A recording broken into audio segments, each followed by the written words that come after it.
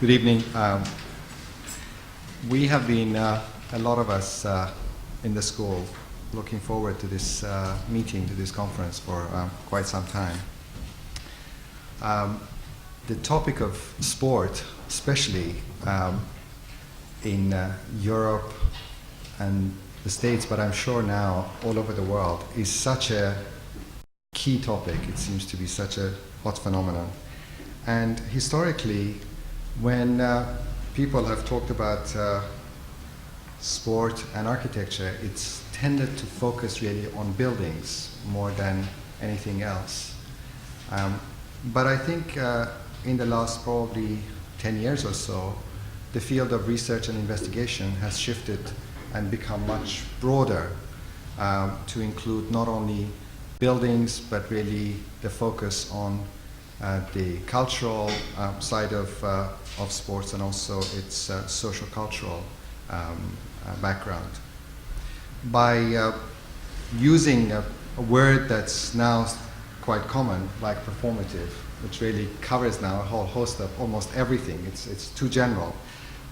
We're still hoping to touch on the interaction between the different parts of sport, the relationship to body, to technologies, and to spatial organizations. That each one of these things, whether it's the body that's performing, whether it is the building that's performing, and whether it is, for example, the equipment that's performing, the word performance also has nuances of meaning, and then, in a sense, the interaction between these all these bodies, the bodies of the building and the bodies of the sports men and women, and in fact the equipment would be somehow brought out in terms of the relationship between the different presentations. So, in a sense, today and tomorrow we have invited people from the field of architecture, from the field of cultural studies, from experts who really know about the technologies of sport, and people who specialize in the equipment side of the field. And we're hoping very much that through the presentations and in terms of the discussions that will happen after and in between the different sessions, we would be able to build and arrive at a condition which is more than the specialist one of, for example, architectural buildings, or focusing only on the sports culture or equipment. In a sense, it seems that this interaction is indeed the thing that's quite crucial. I think we've got wonderful people, and I'm really personally looking forward to hearing them. And I want to thank one person more than anyone else in a way, and that's Caterina Borsi, who has been in many ways single-handedly kind of responsible for bringing everybody together, arranging, organizing everything. And I think without her work, this conference would not have been possible.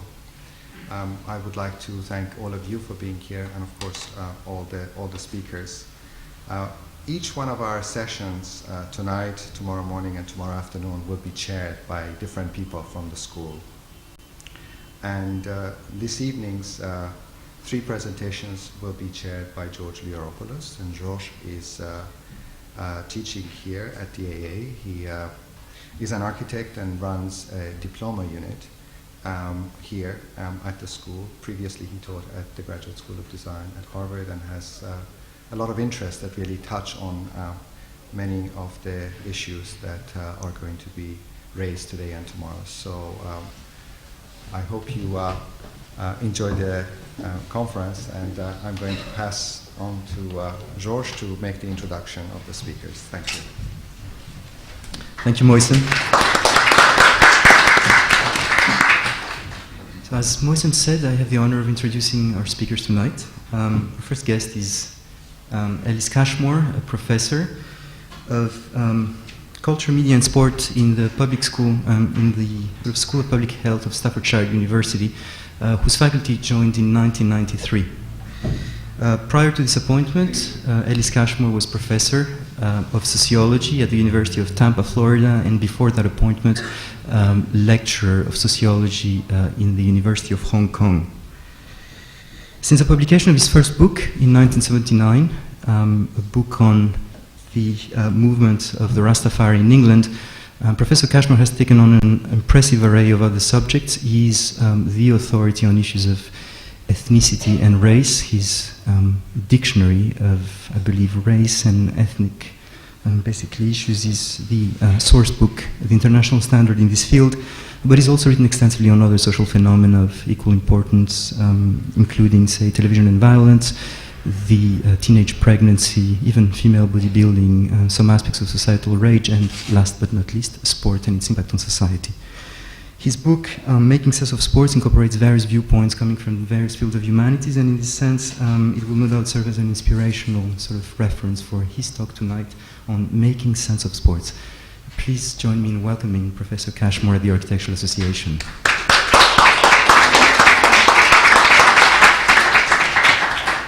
I always find those kind of introductions forbidding, particularly when you hear that you've got more interests than you actually know about yourself. I mean, there's a couple that you threw in there that, you know, I certainly haven't written about or even thought about, to tell you the truth. Sport. There's simply no escaping it, is there? Over the next 4 years, we're going to witness 3 World Cups, soccer, rugby and cricket, 2 Olympic Games, summer and winter.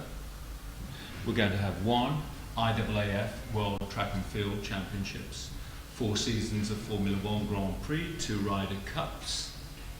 We're going to have 20 tennis Grand Slams, over 50 international games of cricket, and 1 Commonwealth Games. Oh yeah, and given the proliferation of titles in boxing, we'll probably have several thousand world title fights. Sport is as near ubiquitous as air. It surrounds us, invades us. It is simply not possible to escape it. We will be bombarded through the media with news of all these events, and many more, of course. I didn't even include the domestic championships or competitions. We will be bombarded, we will read about them, hear about them, discuss, analyze, dissect them, or have them dissected for us. Sport sometimes imposes, or seems to impose itself on our consciousness, often in the most violent and unwelcome way. Witness, for example, England's recent Ashes defeat at the hands of Australia, and you get almost the impression that this is a sense of national catastrophe. This isn't just sport, something very important has happened, and it really hasn't. Sport perhaps isn't quite as important, yet it has become central to our culture. We can't even cocoon ourselves away. If you try to get down into a nuclear-style bunker for the next several years and insulate yourself away from sport, you wouldn't be able to, because you'd have to surface at some stage for provisions, and a trip to the local supermarket will involve you in walking down the aisles and coming upon some kind of product on the shelf which will bear the logo saying, for example, Amstel beer or Heinz beans or Persil washing detergent is a proud sponsor of, and whatever the event is in question, and a logo of that event. This is what I mean by saying there's no escaping sport. And yet this is a very recent phenomenon. I say very recent, I think perhaps over the last 10 or maybe 12 years. In the 80s, when I was starting my teaching career in sociology, I attempted to launch a course on sport. I can't even remember what it was called. It was something like Sport in Society or something like that. And it was poo-pooed. The staples of social science back then were things like the family, religion, crime, industry, employment. These were the things that we were meant to study. They were the proper substance of social sciences. All that's changed, of course. Sport has now eclipsed some of these subject areas in terms of its importance. Sport has become central to popular culture. As I say, it's happened in a relatively short period of time. Over the last 10, 12 years, a period that's seen the rise of Nike, the formation of the Premiership, the coming of reality TV, the emergence of a white man as the leading rapper in the world. I'm talking about Eminem, of course, and the emergence of another white man as the leading sports celebrity. I'm guessing you know who I'm referring to. What's happened? Why are we taking sport so seriously nowadays? And why is it that we're attributing so much importance, and here we are for the next 3 days, analysing sport, which is, after all, not going to bring peace on earth, might precipitate some world wars, certainly has precipitated a great many conflicts in the past. It's not going to find us the cure for what appear to be insoluble diseases. It really is a pastime. That's how it was envisaged. I suppose the first step to try to figure out why sport is so important to us is to understand why it's so pleasurable. I mean, it is, after all, pleasurable.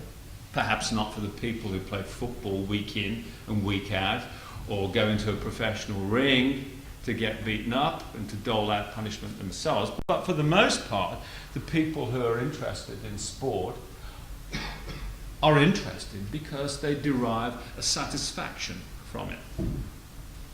I suppose the first way of answering this is to say, how old is it? When this sport starts, some people date it as recently as the middle of the 19th century, when it was a pursuit for the new industrial classes, a way of diverting their attentions away from the dreariness of industrial work in the factory system, a way of transporting them, albeit for a couple of hours on the weekends. Certainly there's a coincidence between the formation of all the big governing organizations in sport and the codification or the development of rules that were to bind the games as we see them today.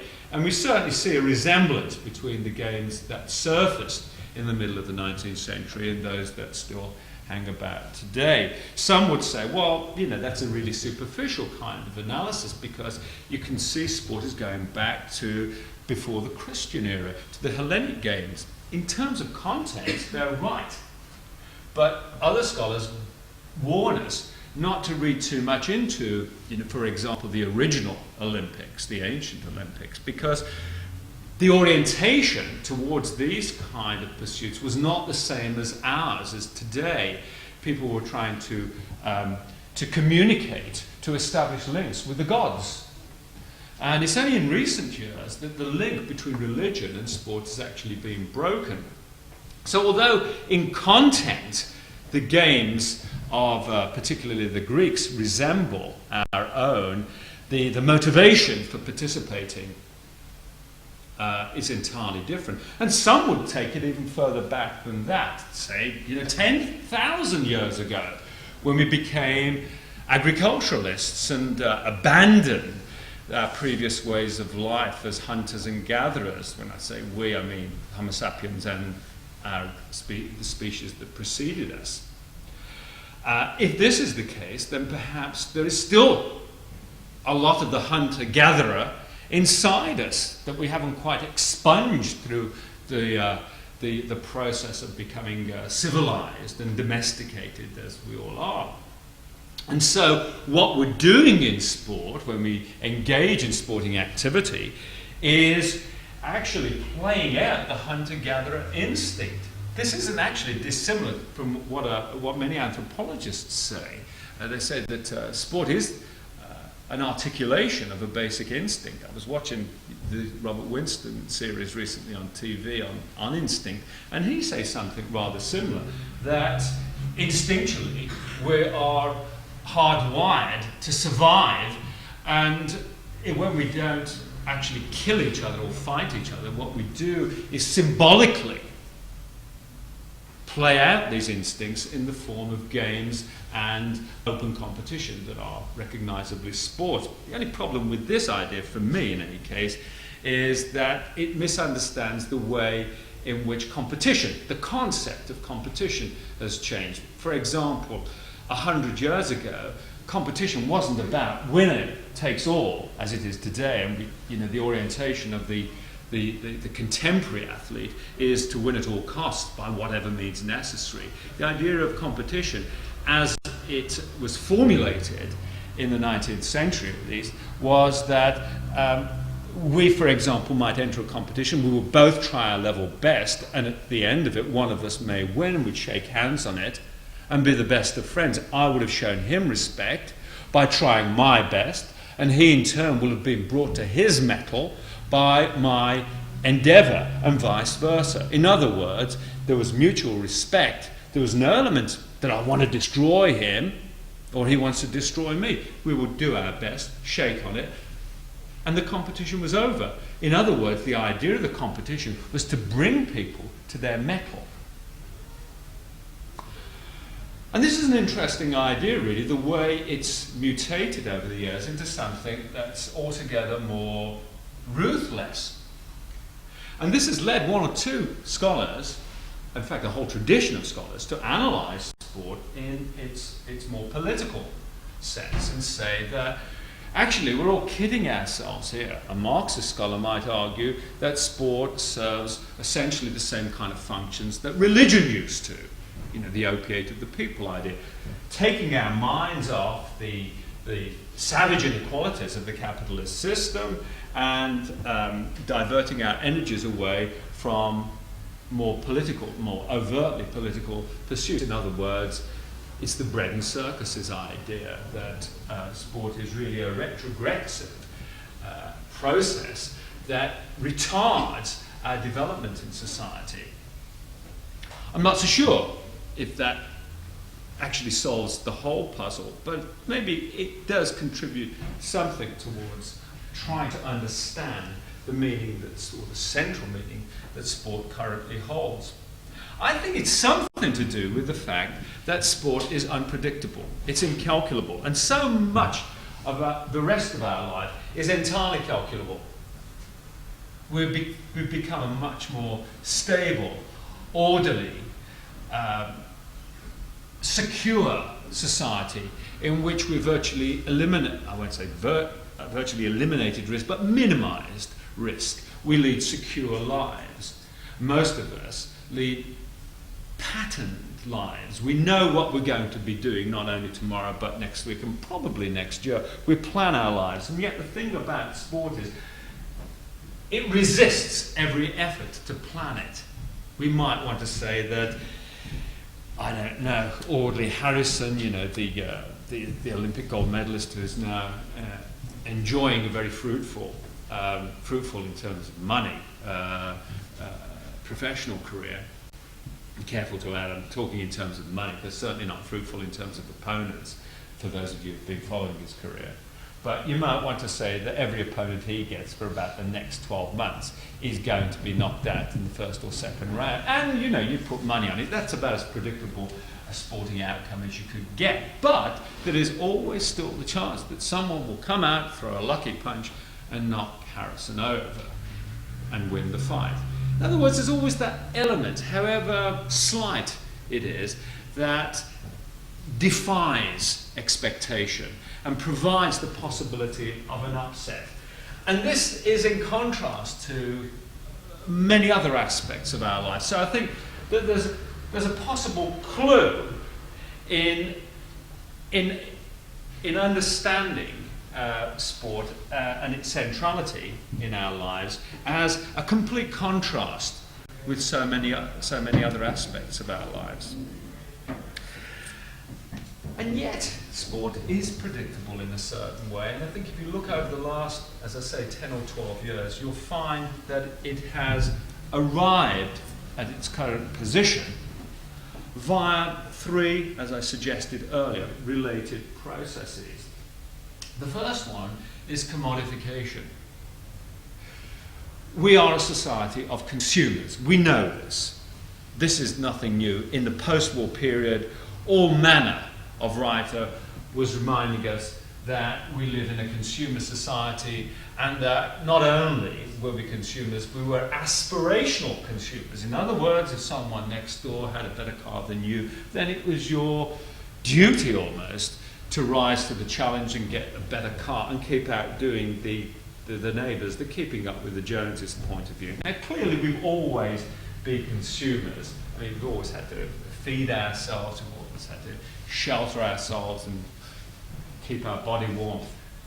So we had to buy things. But I think that this indication after the war was of something new to come, that we were going to be advertised to, we were going to be subject to rigorous marketing, we were going to be turned into more sophisticated consumers of products.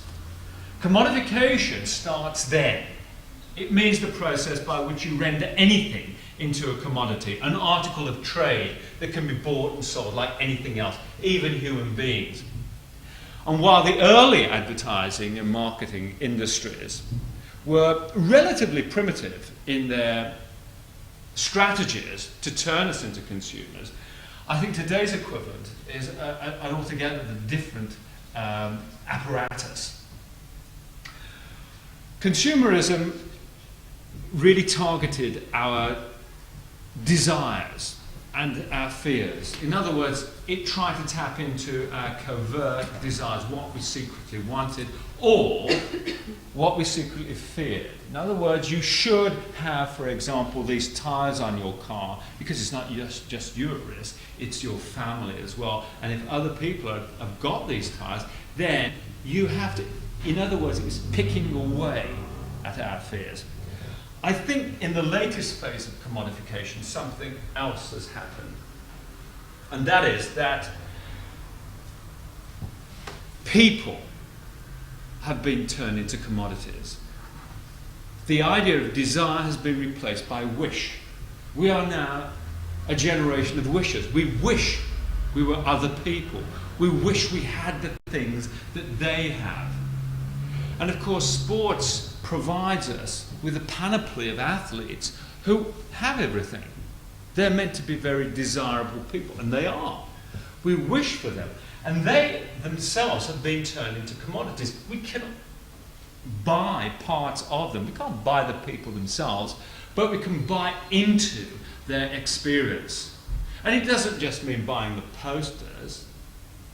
It doesn't just mean buying the CD that they endorse, or any other products that they endorse, or the shirt, the replica shirt that they wear, or visiting their website. We can mesh our own lives with theirs so much more fully, and integrate our lives with theirs in a way that was never possible prior, I don't think, to the developments, particularly developments in information technology over the last 10 or 12 years.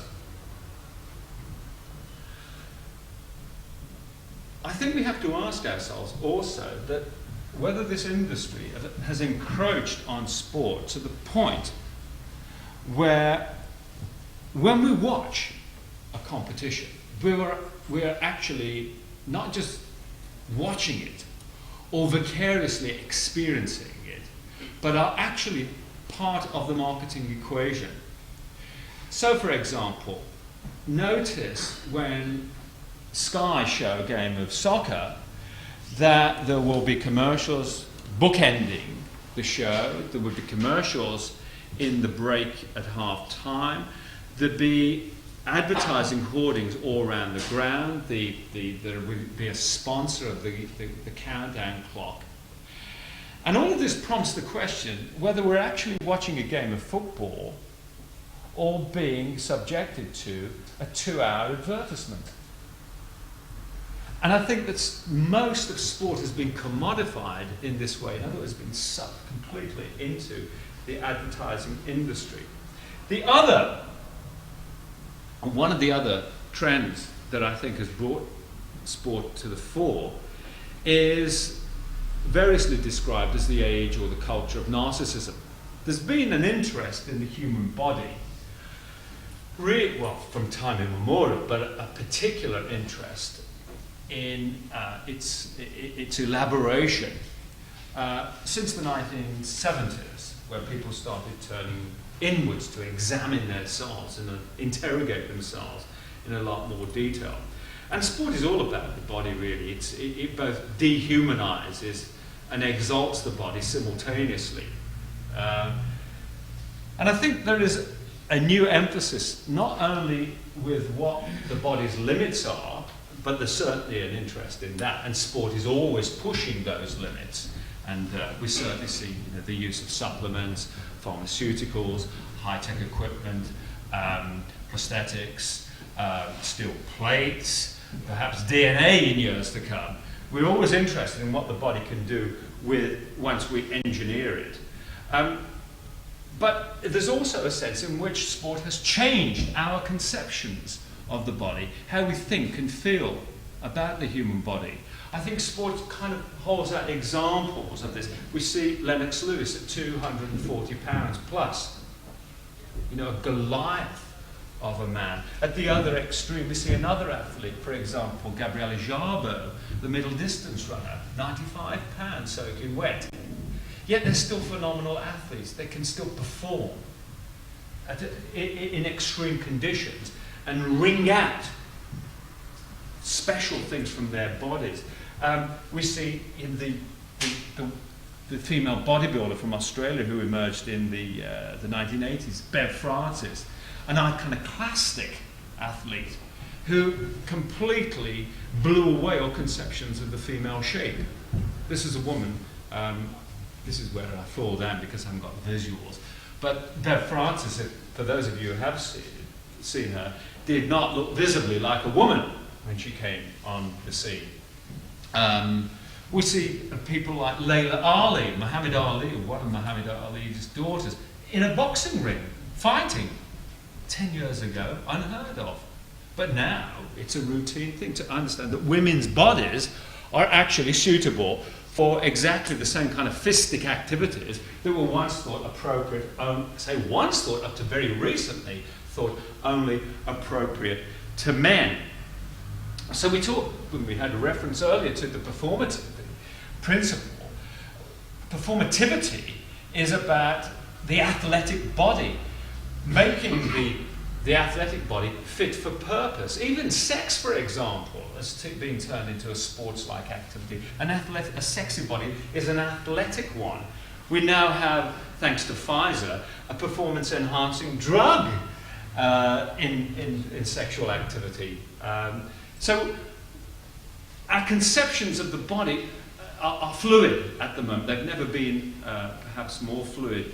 And the distinction, I think, that this has destroyed is that between the consumer and the commodity. In other words, the consumer can transfer from being a spectator to become part of the body of the athlete. I can elaborate that perhaps in discussion. Just as a kind of a sidebar, I noticed earlier this week, and talking about body images and how the athletic body is meant to be the ultimate perfect form. I read a newspaper account of some research that reckons just looking at a picture of Kate Moss for 10 seconds can lead one into a lifetime of stressful anxiety, because there's so much there's so much wishes. I could have put this, so much wish surrounding the body of Kate Moss, who's held up to be an icon of perfectibility, as we all know. That people will feel themselves degraded because they don't have a body like Kate's, and this will give them, as I say, a lifetime of anxiety. 10 seconds only, so images of Kate Moss should properly be appended with a health warning, I guess. Third change regards our political institutions. I think we've lost faith in our political institutions. I think that this has been a steady erosion of the commitment to our political leaders. Time was when we invested great store by our leaders. I don't think we do now, and I don't think that this is just something specific to Britain. I think it's everywhere in the world. I think that there's been a general loss of faith, and I think the political leaders themselves know it, recognise it, because they try to turn themselves into commodities too. You've only got to witness what goes on in the British political system to see that they use exactly the same kind of marketing and commodifying techniques as any other branch of industry. And I think what has happened over the last decade is that erosion has been accelerated even more, so that people really, they know that politics is all about spin nowadays, and they regard the likes of Tony Blair and Jack Straw and the other political personalities that are charged with the responsibility for governing Britain. They regard them in the same way as they do celebrities. And this is the really big change, celebrity culture. We are a generation that's obsessed by celebrities, and don't kid yourself, you are, even if you regard them with critical disdain, you will at some stage read or hear about them. Even the serious newspapers last week carried the stories, often on the front pages, of this internet circulated rumour about David Beckham. And this is front page news. Two things to remember here. One, it's a rumour, so it has the same kind of credibility as tittle-tattle, gossip and downright lies.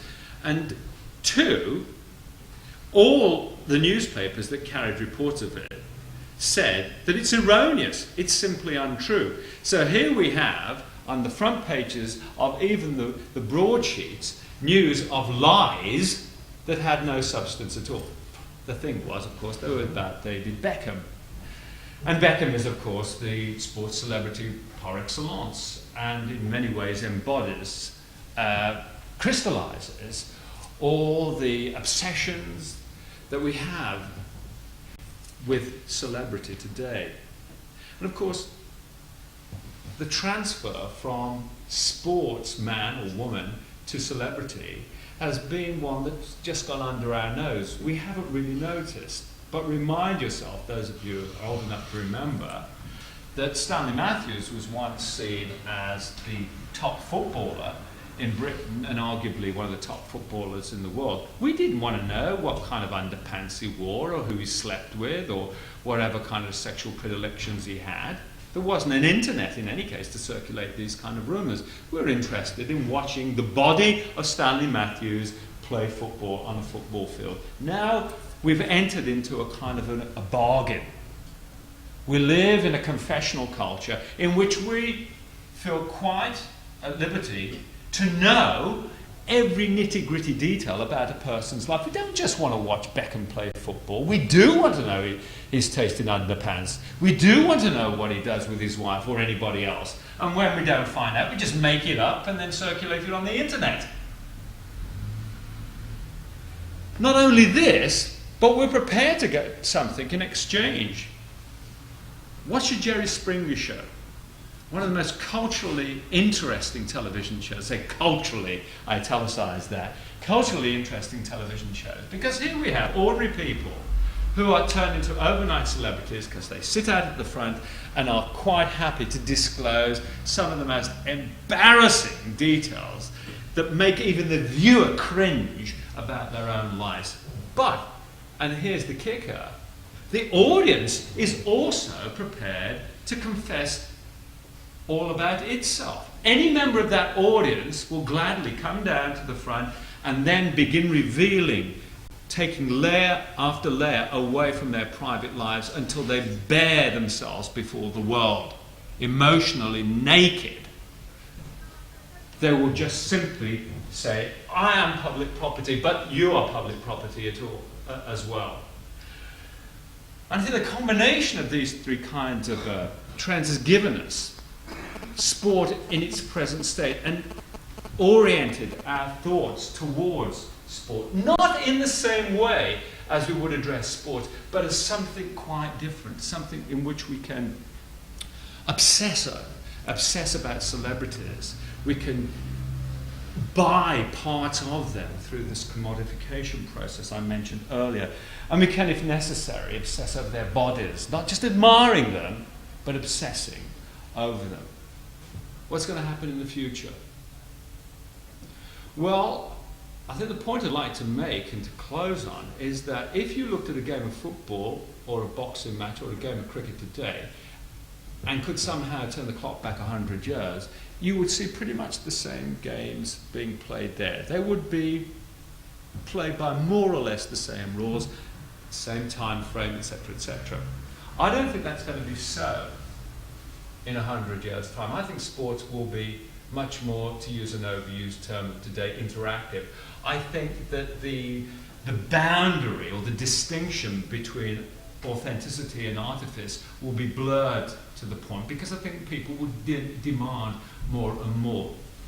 I was reading about, the new version of Sony's PlayStation, in which there is a game, but the player can both play and participate in a kind of an attenuated empathy with the competitor. And I was quite interested in this, not because I'm a geek on the computer, I'm hopeless at these things, can't play at all.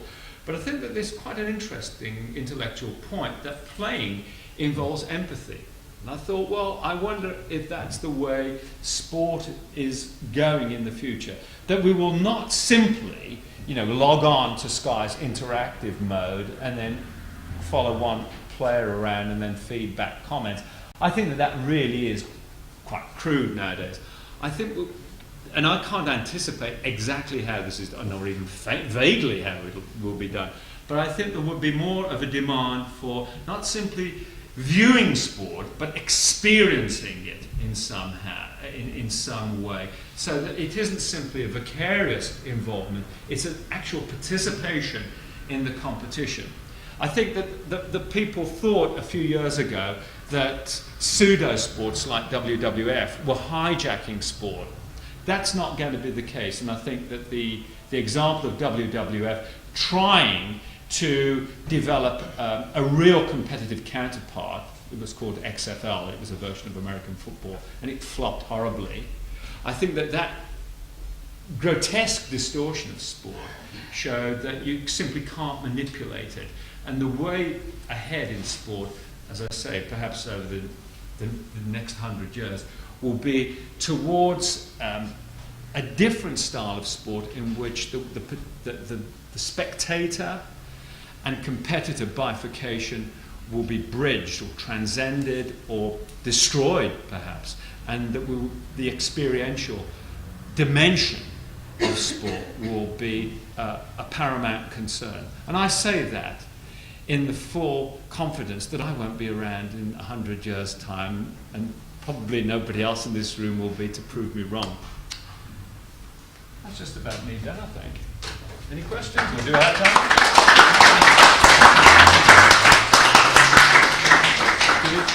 Can we actually take the questions after the third Fair presentation? enough. Am I about right? Yes. Okay. So let me introduce our second speaker. We'll take the questions after the end of the third presentation, and I do hope I get this one right. In the field of management and coaching science, basically an international sports competition, the resume of our next speaker is absolutely impeccable and unrivaled. He has managed the senior Great Britain athletics team against the USA, the under-23s in the European Championships, and the 6 World University Games, and then Team England itself, which he took over as manager for athletics during the 27th Commonwealth Games held in Manchester a few months ago.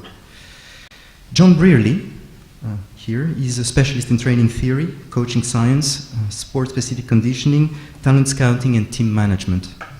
He has written an authoritative book on training young chargers, coaching children, and he serves as external examiner on the board of several graduate and undergraduate programs in physical training, and actually training and physical education. In addition to this busy schedule, he's a much sought-after private consultant in rugby, hockey, and even football, most namely with Crystal Palace and West Ham United. Now, I did ask him prior to the presentation whether he actually actively supported any one of those teams and why, and I realized that my question was irrelevant. In any case, please join me in welcoming John Brierley at the Architectural Association.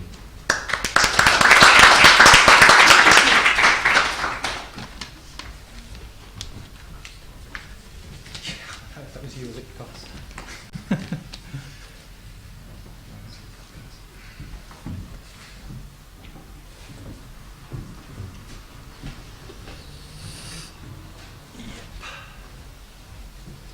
I would normally say get up and have a little stretch at this moment, but I'll revert to type.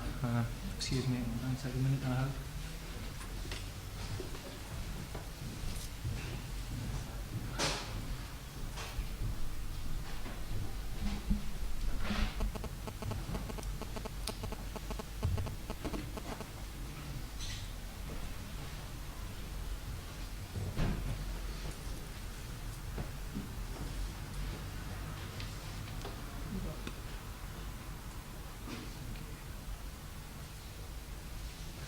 Ooh.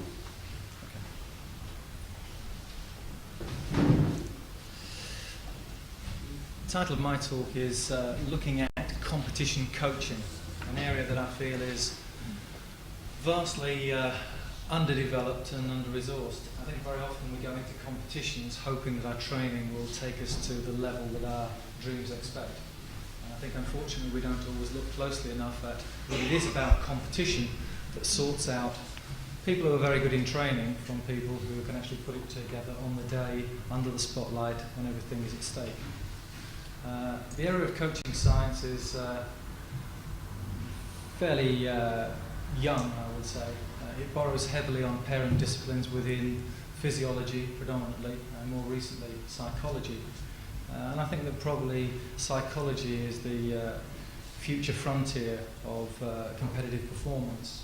Not everybody in sport takes the psychological side seriously. A lot of people won't buy into it. They believe that you are born a certain way, that you have traits that either make you ready for greatness or, unfortunately, in the other direction. So, to some extent, I'm going to look at this from perhaps the user's viewpoint. I think we build fantastic stadium, and I've had the pleasure of working in a number. Are we building them for spectators? Because after the Hillsborough disaster, we need to get the spectator safety right. But I have a job to do as well, as do the coaches that work with me. And to some extent, that has to fit into modern stadia all over the world. So that's my sort of viewpoint. I'm going to try to look at athletics and football, probably more athletics than football, if I'm honest about it. It's already been done for me, so this slide is no longer necessary. But I do feel a bit of a juggler because I'm part-time at Brunel, where only this morning I was lecturing to our former head of England, Tony Adams, who's now one of our students, taking a BSc in sports science, which is quite interesting to have him sitting in the audience. It seems a bit strange, but I'm getting used to it. We have some very talented people there, and obviously we're fortunate that we have the London connection, so many are still involved in sport.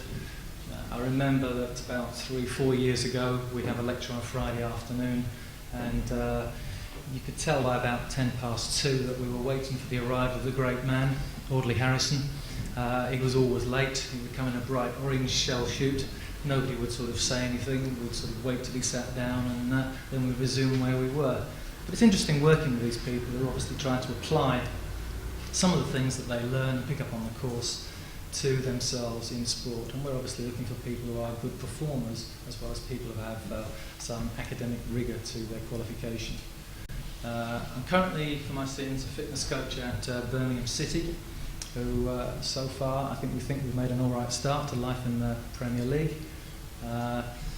It's interesting that halfway through the season I was a fitness coach at Crystal Palace, and then when our manager left, our fortunes changed.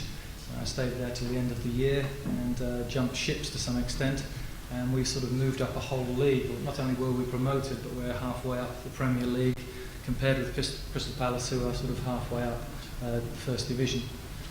That's quite interesting. I do the speed, agility, flexibility and regeneration work, trying to get people over games because they obviously come thick and fast. This week, different sort of fortunes of the club. I've been sitting down at breakfast in the morning, and the manager's had probably 4 or 5 phone calls every day from very irate people from Principality of Wales, who are still upset that we didn't release one of our players to play for Wales, even though he was actually injured. And he's had death threats on at least 4 of the mornings that I've been there. On the other hand, because last weekend we finished, we were 11th place in the league, the first and only time we've been in 11th place, I have to say. Drew against Tottenham, which rather sort of surprisingly moved us up 2 places. We have won £500,000 from the Premier League, and we get a pre-season tour to Singapore because that's the way the money market works. There's money sloshing around at different times, and obviously it's a big magnet to stay in that league. And so our goal currently is to sort of look at it in terms of 2 leagues. The teams who are not going to be pushing to win championships and get into Europe, we have a mini league, which is the bottom 11. And we are top of the bottom 11, so we're happy with that. That's our goal for the time being. As you said, I had the pleasure of being the team manager at the Commonwealth Games in Manchester, which was a massive, massive experience. It was fabulous to be able to lead the team in our first multiple sport home game for 50 years with all the expectation that followed it. It was fantastic. I don't think I'll ever forget it. And I now have the pleasure of preparing to meet the Aussies on home soil in 4 years' time. So we shall see what that brings. I work with coaches, and I think that a lot has been written in the research about how coaches work with performers. Not so much has been written about how coaches are coached or mentored, how do they develop. And I think even less is written about how do we know if coaching is effective. I don't think we can quantify it very easily. Do coaches make a difference? Certainly in athletics, if you can think of any world or Olympic champions, you can generally think of the coach that worked with them. But I don't think that's a strong enough rationale, and I think that we have to perhaps try to support our case a little bit more than we currently do. Okay, I think we're all fairly aware of what coaching is. It's something which has come from sport, gone into business, come back into sport and been developed and moved forward. In terms of what coaches do, obviously they're trying to provide some degree of assistance to people through a sporting context who develop as people at the same time as hopefully having a satisfying experience. They possibly win at times as well. But winning isn't one of those things that's controllable, so to some extent it's far better to focus on the things which are, and hopefully that is the outcome which every now and again will sustain us in the activity. What are we trying to do? Well, I think that you can always tell how somebody has been coached when you watch them compete. We are hopefully trying to instill some idea of independence in the athletes so they can think for themselves and solve the problems that sports actually set them. So we're looking for the athletes not to be looking at the sideline at the coach all the time. They should be able to make their own minds up as to how to deal with situations when they arise. So self-reliance is something which is crucially important in late adolescence. I think obviously also we're the ones that they come back to after they've competed, and to some extent they may or may not have achieved their targets for the day. That drop in expectation might be quite great on occasions.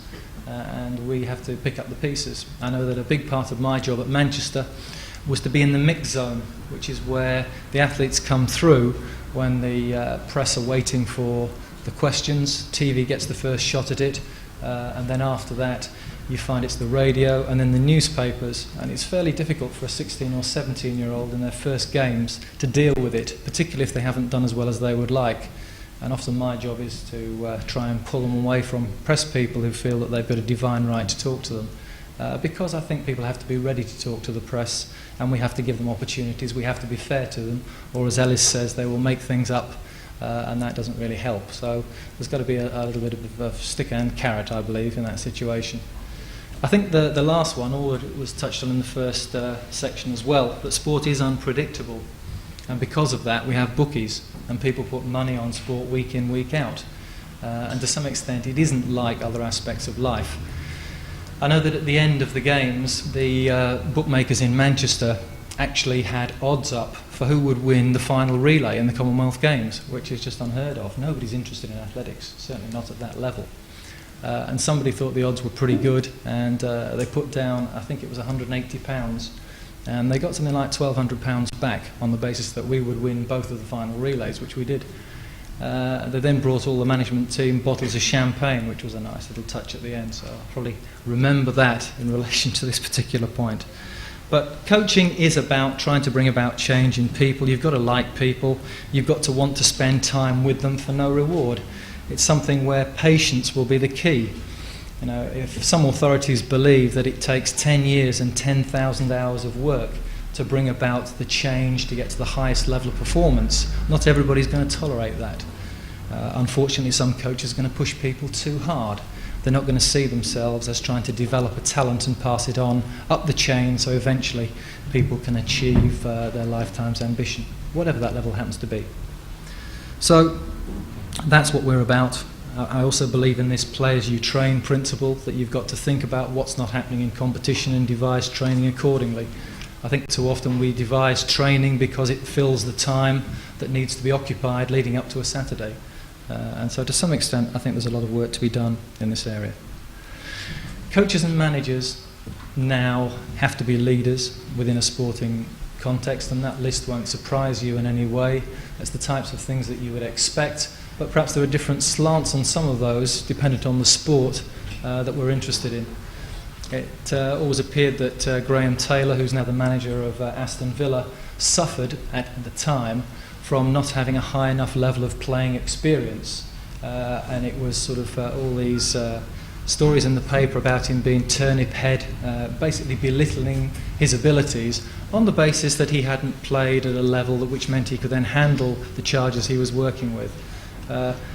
In athletics, it's a little bit similar. You have to be, if you wish to be a manager or a coach, you have to be a former international as a competitor. You have to be of a certain age, and you also have to have a winning record. You have to have done well with teams and be seen to have done well consistently over a period of time. But I think a bit more than that, there's got to be some stated vision. You have to think that you can do the job better than the fellow before.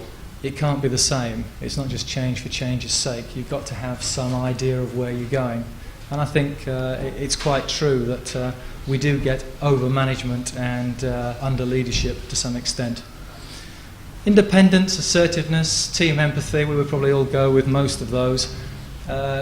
In my particular role in independence, trying to think of an example of that, if, and we didn't have one, anybody had failed a drugs test in Manchester, it would be fairly important at the time that I open a diary, I write down who I speak to, what I say, what actions I take, and I was under sufferance to not tell the team doctor, the chief coach, or anybody else, just myself and the chef de mission, so that we could handle the situation and other people wouldn't necessarily get involved, who may say things which would pour oil on an already smouldering fire.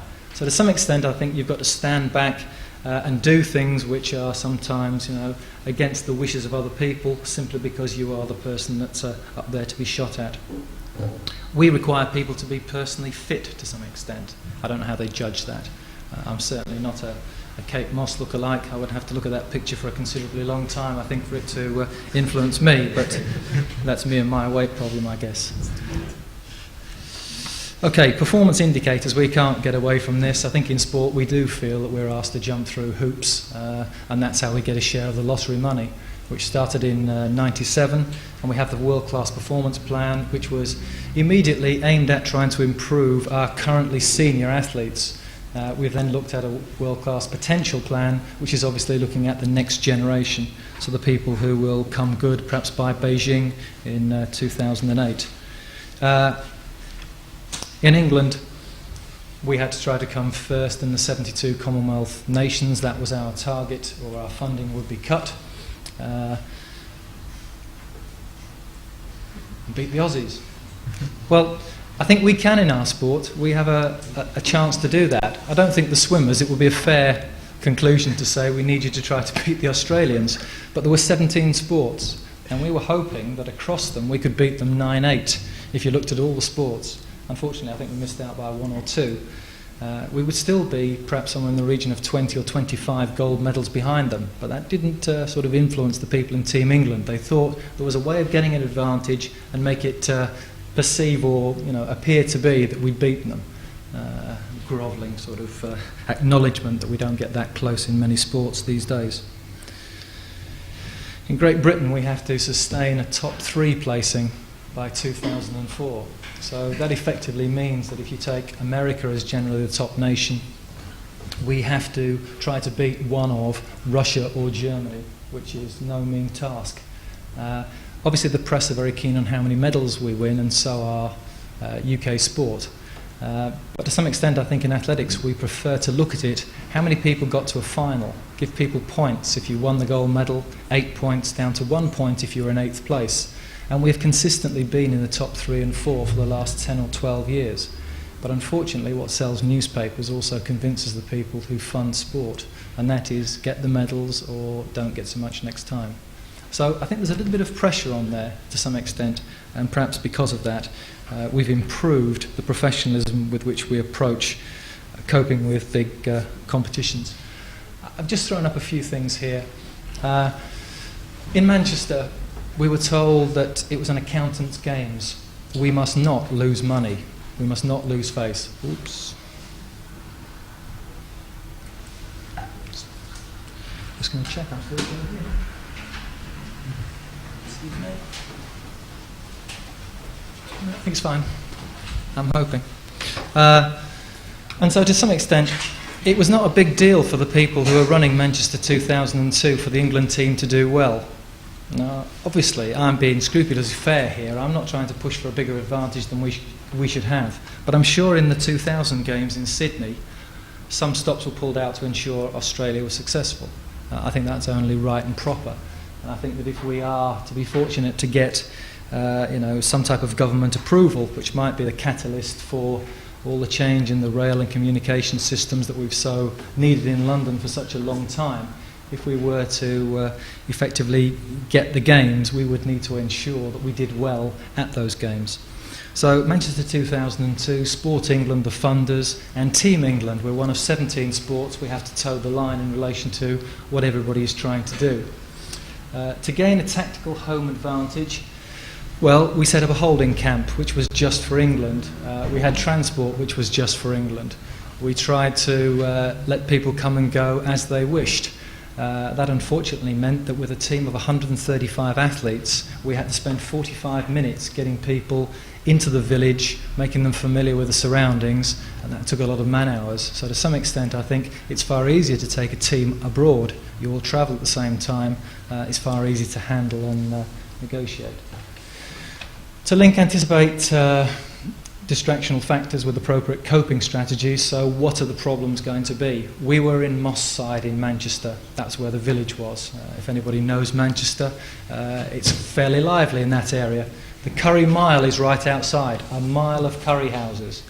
Athletes being athletes, they come from all walks of life, and some people will want to take advantage of both those things when that's not their job. And so to some extent, doing recce's, being up there on a regular basis is obviously pretty important. The process is such that you have to have systems in place from selecting people, which is obviously a difficult one in the first place. I was sort of hounded by the papers because I picked Darren Campbell, who didn't have any form at all. We have a 2-year qualification period, and I happen to know that he'd run the time that he needed in Texas right at the start of the period the year before. As it all happened, things fell into place. He gained fitness. He was then asked if he would carry the flag. He did that. It boosted his confidence. He got a medal in the individual event, and he got a gold medal in the final event. So to some extent his life has changed round, all through some type of decision which has to have justification but also has to have a bit of a vision as well. Athletes tend to get fit for the trials and then lose fitness, but want to keep the kit, want the experience of going to the games. So we have to have some type of confirmation of fitness. We make people sign contracts to say that they're not taking things, that they will pass drugs tests, or otherwise this contract will be null and void. There are all sorts of things that you have to do to ensure that people are at the prescribed level of fitness at the time that you need them to be. I'm going to look at some of the other things later on. But basically, once you've got these 135 individuals to come together, they're still just a group. They're not a team. And cohesion is obviously a big part of sport these days, doing things to make people at ease with each other in new surroundings. And we have the two extremes. We have people who perhaps are 16, 17, and it's their first ever international. and they're very nervous and they're not sure how long they want to be away from home, to people who jet set around the world every week, who expect to fly everywhere, to have pocket money, to be given spending money, to wear whatever kit they like. And you have to contend with both sides of it, and it's quite difficult to marry up both those forces. Final preparation, and then the first job is obviously qualifying. I think one of the reasons that our team was successful, we not only won a gold medal on the first day when the athlete Lorraine Shaw was only ranked 4th in the Commonwealth. The first 3 were Australian and they didn't perform for whatever reasons. They may not have performed in a heavy throwing event. I'll leave you to your own judgment about that. But it gave us a good start. But by, I think it was the Sunday afternoon, 2.5 days later, we still only had one person who hadn't made a final. And that effect is far stronger than trying to make people get on with each other. If you go to the track and you watch somebody and they're successful, you're much more likely to do well because of that positive experience that you've had. Okay, a huge team, as you will see. Those are the sort of numbers that we're dealing with. How do we service the needs of that number of athletes? We have 4 athletes who are elite athletes with disability, so 2 blind sprinters and 2 800-metre runners. All the disabled athletes had been put together, so they couldn't actually live with the rest of the team. They had to live with all the disabled athletes from Australia, New Zealand, South Africa, India, etc. So that had to be changed. So checking that all these people can get on, you see that we've got a team, and we've also got a team which is perhaps non-accredited, if you like. We've got personal coaches. And I would think of the 29 medals we got, a number of those would have been lost if we didn't have the coach with the athlete in the immediate pre-competition period. That's the time when it's most important in terms of settling somebody down, focusing them on their goals, getting them to do one step at a time. The personal therapists, these people travel with these athletes all over the world. They do massage, psychology. They are an integral part of the team. I could have added a lot more people. I could have put the possibly 80 agents that we had to deal with as well. And these people are tricky, as you will know in sport. Very hard to deal with, certainly very hard to please. But, you know, it's the bane of your life. The other bane of your life is trying to get sufficient tickets to give to people as sweeteners so you can then get things done that you need to for your team. And the biggest hassle is not watching these people compete. It's all the periphery that tends to go with it. Okay.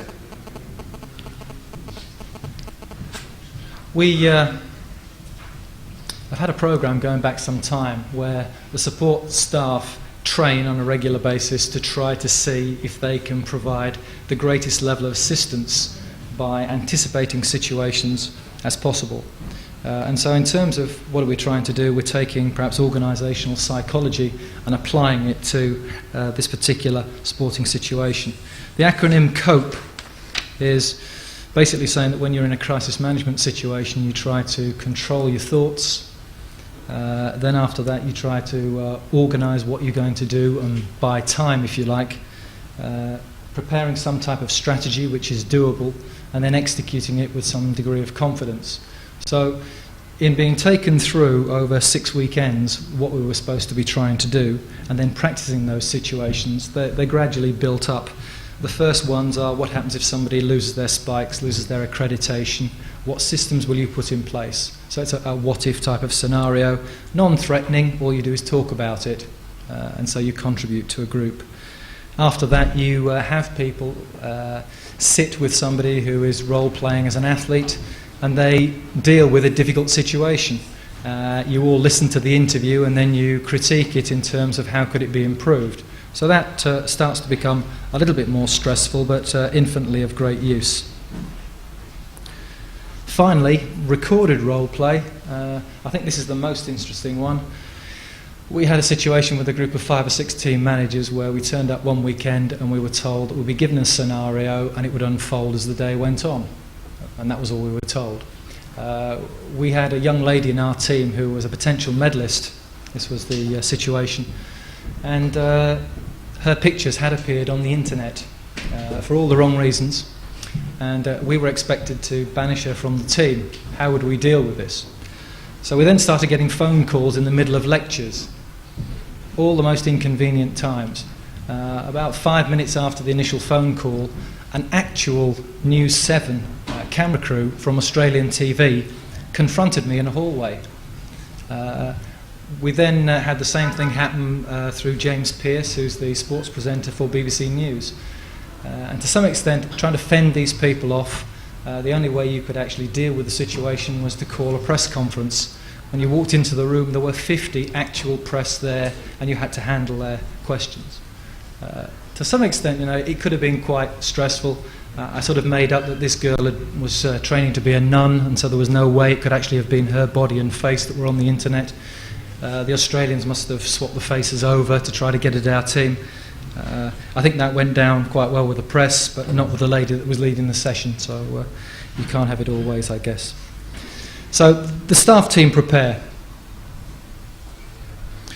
When we go abroad, for some reason it seems to be that the places that hold world and Olympic championships are getting hotter and hotter, that they are more hostile, they're more unlike Great Britain.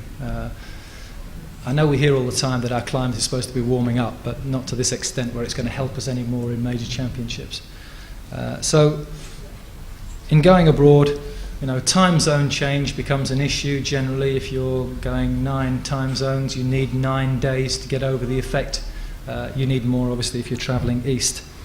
As well as that, we need to cope with the heating. So to some extent, people are using the air conditioning, they're having the windows and the curtains closed in hotel rooms at the start of that period and not at the end, so that they gradually get used to the heat. They're obviously training at times which are cooler, but later on they're trying to move those training times to when they will be competing. So it's a gradual process. They're also reducing their training. We adopt a less is more approach. These people should not be doing a lot of work immediately prior to competition. They should be saving themselves. And so if you were to go to one of these camps, you wouldn't see a lot of work going on. People rehearse things, they go through drills, but we're trying to actually get them to control what they're doing and save it for the competition. In terms of the village familiarisation, these girls were successful at the last World Student Games in China in the 4x400 metre relay. But if you were to know something about them, you'd know that at least 2 of those disliked each other intensely. 2 of them would not want to room with one of the other girls in the group.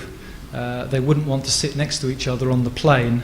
And I think part of our job is to try to ask all these questions well enough in advance. So unlike the Irish Football Association, we don't have the same problems which are likely to have occurred on the way to the World Cup. Okay, so getting used to the village, getting people to take some note of their weight every day. You put on a lot of weight in a short space of time because the communal place to meet is the food hall. Food's available 24 hours a day. Food from 5 continents. Although you know the nutritional value, that doesn't stop people staying and having extra coffees which boost their caffeine intake, etc. Basically doing all the wrong things in relation to helping their chances in competition. Getting used to the food locally. It's all very well having this choice, but if people can't tolerate it, you need to know well in advance. So having a physiologist present and a nutritionist is obviously important. The nutritionist at Birmingham that we have takes the players' saliva every 10 days. In that way they can anticipate if somebody is going to have a problem with their immune system being suppressed, because your saliva takes all the bacteria from your mouth and washes it through the stomach to get rid of it. If you're not producing enough, then you're likely to succumb to some horrible nasty that you may get from any source. Cohesion, team identity, presenting people with their kit to make it a special thing rather than just saying there's your kit. Having situations where you try to get people to do things in non-sporting situations when you're short of time are obviously a key part in sport, and we can see that's been used extensively by the British Lions. Their coaches have said that the team cohesion type of activities are the most important things that they do immediately prior to going on a series to Australia or South Africa. I think sometimes we don't always have the facilities to organise those as well as we would like. But nevertheless, the sort of a macro analysis of cohesion recently has found that there is a relationship between having cohesion drills and having greater team satisfaction and ultimately team success. So although some footballers would say it's only an illusion, something that you see when your team is successful, there is evidence that it doesn't quite work that way round. Competition procedures, just to get used to. In China, I tried to arrange for a starter who would give the start instructions in Chinese, so our sprinters would be used to it and would know what to expect. So little things like that have to be taken care of. Okay. In terms of the competition, it's fairly limited what support can be provided. If we haven't prepared properly, we're not likely to get it right at the time. So to some extent, what we're looking to do is use applications of sports psychology on a regular basis. Self-efficacy is situationally specific self-confidence. You can be self-confident in one situation or in life in general, and not when you're facing the world champion. So to some extent, there are coping strategies and ways of dealing with it. People have positive self-talk. That means they put pictures and words in their room. They try to make the room more like home. If you listen to somebody like Mike Powell, who is the world record holder in the long jump, he uses visualizations which are images. He says that his run-up should be constructed in a certain way, but instead of saying it's a driving, sprinting start, he talks about the analogy of being a bull at the start of the run-up and then being an antelope to eat the ground up in the midsection and then a lion waiting to pounce. All very nice. I don't know if it was written for the press, but if he's applied it to his own situation, it seems to work quite well. Vicarious experience, seeing other people, only works if you can be sure that those people who are first on will be successful. At the last Commonwealth Games, one of the Scottish teams had a team coach who was a prison governor, and they had a team manager who was a former inmate of a different prison. I think that was a recipe for disaster, but nevertheless they made the team, made the trip. They had half their team competing the first day, and they made everybody else go to the stadium and watch them. These people hadn't checked their weight. They had dehydrated considerably, and to some extent by the time it came to competition you could have predicted that the rest of the team would not do very well. So people then watched people who were expected to do poorly. It had a very negative effect, and every one of these competitors was eliminated in the first round. So I think you have to be fairly careful about letting people go to the track. You have to try to sample things which are going to have a positive influence on what they do. Most athletes have pre-competition routines, so they know how to spend their time. They don't become as nervous and as anxious as perhaps they would have done otherwise. Anxiety, which is somatic in nature, or it's going to be cognitive. In terms of the worry that we have, it's putting our attention onto what somebody else may do in that type of situation, not on how we control our own performance. So thinking more about what's the construction of the event, being able to actually relax, being able to control our breathing obviously becomes crucially important. And finally, things like coping strategies. If you were to look at any potential situation and say, what's the probability of this happening and what would be the impact on me if it did happen, it's more likely to get people to prepare properly for it.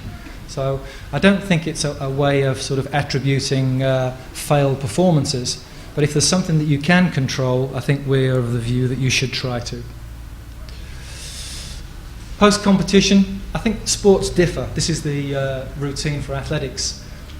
Athletes have to face the media first. They can then pick up a drink because that's in the media centre. They reclaim their kit. They then go to doping. You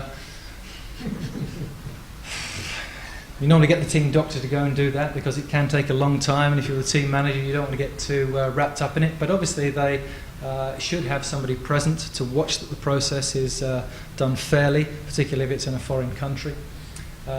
The warm down will either take place at the venue or normally in the changing room. In football situations, the police very often won't allow the team back onto the pitch to do a warm down at the end of the game because it would incite the home fans. So to some extent, if you're trying to make people feel relaxed, you don't want to do that if they're going to have people baying for their blood, as happens to be the case sometimes. Some teams these days have ice baths at the end of a game. So they get these huge, great wheelie bins, they fill them half full of ice, and people jump in up to their chest or their waist, depending on the sport and the gender, for a minute into a warm shower, back in for another minute. I think it's a horrible experience, but apparently it stops the blood pooling in your legs. I'm glad when I was a participant I didn't have to worry about things like that too much. But I think we are taking these things to the nth degree. Debrief by the coach or the manager, dependent on the sports situation, and then obviously coping with things which will help you get the next bit of the process right. So that's generally what we do. I was racking my brains to think, how can I relate this to stadia? So here goes. Quite a few psychologists have looked at the home advantage phenomena. Does it exist in sport? What's the situation between one sport as compared with another? So if you look at win-loss records of the team that is at home in their own field as compared with the team that are away, you generally find that the consistent figures suggest that 56 to 70% of professional games are won by the team that's at home. The situation is that in certain sports there is a stronger correlation than there is in others, but football, and that is soccer, has the highest. Baseball has the lowest. So to some extent that will be to do with factors which are part of the sport itself. Obviously it's generally to do with the fact that the away team is put off by the antics of the home crowd. Having had the pleasure of going to West Ham only about 3 weeks ago, I can attest to how vociferous the crowd are there. I remember walking out afterwards and having bits of used chewing gum, probably about 10 or 12, all over my coat and in my hair as we walked back into the changing room, which is not an uncommon thing at certain grounds. So there seems to be an advantage. If you can break that, there's a great sort of advantage to be gained for your sport. In Manchester, we had the home effect. We didn't expect so many people to come along. We knew that gymnastics was sold out 9 times over. We didn't think people would turn up to watch all the events they've never seen in their life before. Asha Hansen, who defended her title, said that she felt that the way the stadium had been designed raised the level of noise, and there was always going to be more noise for our athletes than there were for teams from other countries. And to some extent, I think it was the crowd there that wanted to see this phenomena of athletics in this country that they've been starved of. We don't have a major stadium in Manchester.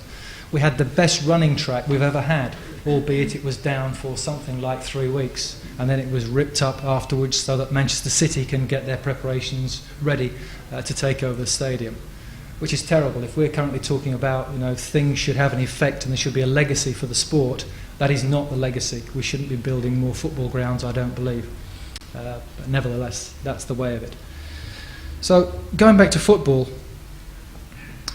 I would say that if you ever have the opportunity to go to a professional ground when there's a game on, the first thing that strikes you, if you can get there early enough, is that the home team changing room is always bigger. Now, I'm not saying that's the architect's fault, but somebody gets themselves involved in the process and decides there's going to be a major advantage if you give the away team less space and room. That means that the away team get changed closer together. Well, physical proximity is one way that you raise people's cohesion. So it might be a reason why the away team doesn't always lose, because they feel they've been put in the worst facilities, and so they're going to make the most out of the situation. There is a shortage of room because the numbers of people who are involved in a team have gone up. We generally take away something like 20 players. So we have 11 who play, we have 3 of 5 who will be substitutes, and another 4 who come along because the manager doesn't like to release the team to the team until it's just before kick-off time to keep them all guessing who's going to be involved. I'm not sure from a sports science viewpoint I agree with that, but I understand it, so I've learned to tolerate it over time. We have a fitness coach, we have a nutritionist, we have 3 masseurs, we have lots of equipment. There isn't physically very much space to get the job done. Physical and tactical limitations. Substitutes who come on and aren't successful say that although they can run and they can stretch, they can't cope with the pace that football is played at very easily, and people don't often like being substitutes because it's so difficult. There are only 2 Premiership grounds that have an indoor space, which means that any team has to warm up in front of the audience. Now, you need to show yourself in front of a hostile crowd doing things that you can't be sure that you can control because of the wind conditions. It seems like a recipe for disaster. If there is to be an advantage for the home team, I don't understand why most of them don't have their own area to warm up in, even if they don't give it to the opposition. Because the rules are such in football that no rules govern changing room space. You just have to have one. But it doesn't have to be of a certain size, or it doesn't have to have certain facilities. In terms of the tactical limitations, in changing rooms there are mirrors and there are sinks and all the rest of it, and all your notices about who's going to mark whom at a corner, what somebody likes to do, what size the defenders are, probably 15 or 20 different sheets put up for every game, and people go around and look at them. But to take in all that information seems far too much. The manager then says all the information as well, so I think it's overload basically. We have to do too much because we can't do it in phases over time. We get the worst seat in the house. We sit closest to the action. It's very difficult to see what's going on. I think to some extent when we've redeveloped grounds, we've taken the audience further away. And I think, to be honest, it's not as difficult to play at places like West Ham and other grounds, because to some extent, when the crowd was very, very close to you, it had more of an effect. You could hear somebody in the audience, in the crowd, shouting something to a player. Everybody could hear it. The players on the pitch could hear it. And some of them, when I worked at West Ham, would then stop doing their job. If they were a right-sided midfield player and somebody was barracking them, they'd start coming inside so they didn't have to listen to it. Now, if it's got to that level, obviously the team aren't going to do very well at home. And that might be a reason for some of the problems at Upton Park.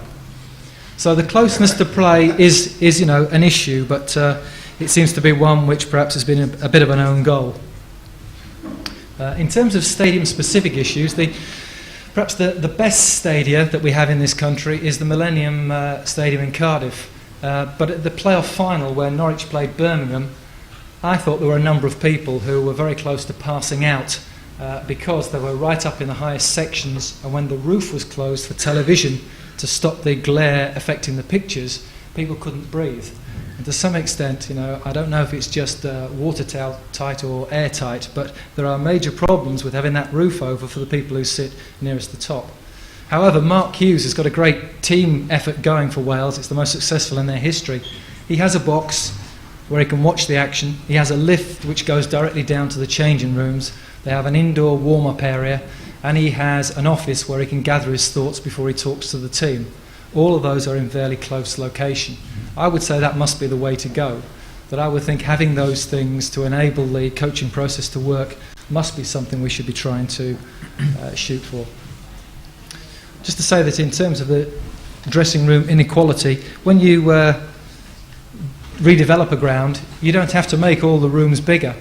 When Barnsley redeveloped their ground, they improved the size of the home dressing room, and they actually reduced the size of the away team's dressing room. However, it's not an exact science. If it gains an advantage, coaches will use whatever. Quote from Dave Bassett when he was at Wimbledon: "I noticed that my team often started the season poorly and didn't get going until Christmas, so we celebrated Christmas on the first day of pre-season. And guess what? We beat Manchester United in the home game." So to some extent, the nonsensical and the sensible will be taken on, because we're not trying to statistically prove that something significantly helps the chances of your teams winning. But nevertheless, hopefully we'll start to move away from that a little bit more, although we would hope there's still room for personalities in this particular view within sport. And on that point, I think I'll close. Thank you very much.